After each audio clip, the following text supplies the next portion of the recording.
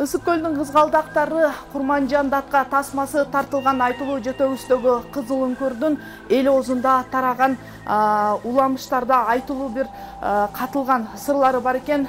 Бул жакта кезинде кербендер өтүп, улуу жибек жолу да ушул жак менен өткөн дешет. Кезинде бул жакта биздин артыбызда турган жакта үңкүр болгон. Үңкүргө ошо манаптар апийимдерди катып кампа кылышкан. Андан сырткары бул жак жашыруун жол болгон.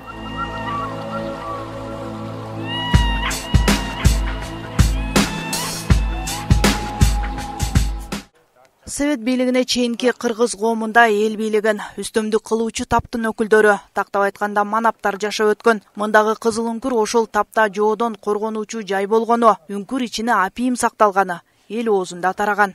Эл жер коргойм деген ошол убактагы биздин ата-бабалардын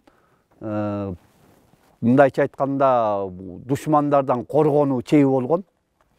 Башкача айтканда ушул жерден стратегия иштеп чыгышкан да. Анткени маалымат тышка чыгып кетпеш үчүн.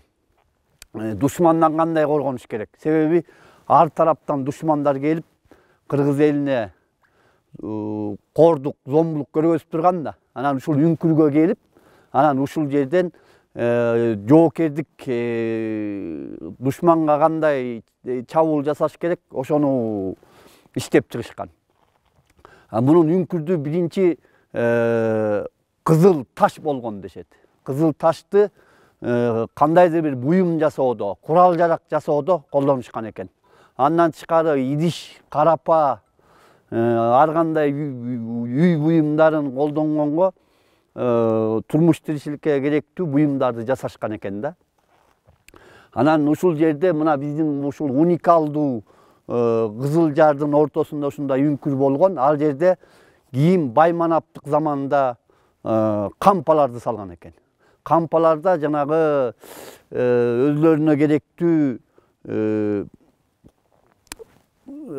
баалуу товар катары өткөзүш үчүн мынча айтканда апийим сактаган дешет. 1972 жылы Ысык көлдүн кызгалдактары киносу кызыл үңкүрдөн тартылган. Тасмадагы айрым эпизоддордо бул жайдын сырдуу экенин, эл арасында кайсы бир учурда жашыруун жол болгонун айгинелейт.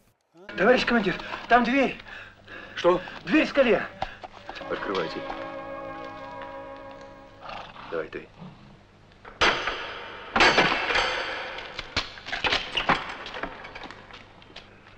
Кызыл үңкүрдүн ушул тарабы менен кезинде кербендер өткөн деген уламыш эл оозунда тараган. Айтылуу Алай ханышасы Курманжан датка тасмасынын айрым эпизоддору дагы ушул жерде тартылган. Датка ат менен чаап өткөн жер дал ушул жер.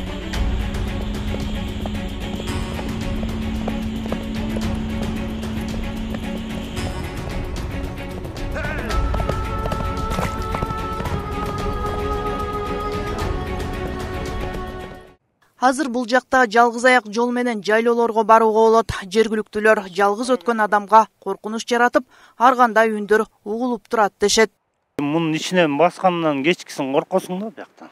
Мен деле малга чыкканда кээде жалгыз караңгыда чыгып калсаң көзүңө мындай бирдемелер көрүнгөндөй болуп эле ушундай немелери бар, касиети бар жер да негизи. Мындан ары Үч булакка чыгып кетсе болот. Ар жагы Талды булак, Кара Куурай деген жайыттар бар, ошолорго ушунун ичи менен ашып кетишет жагандар.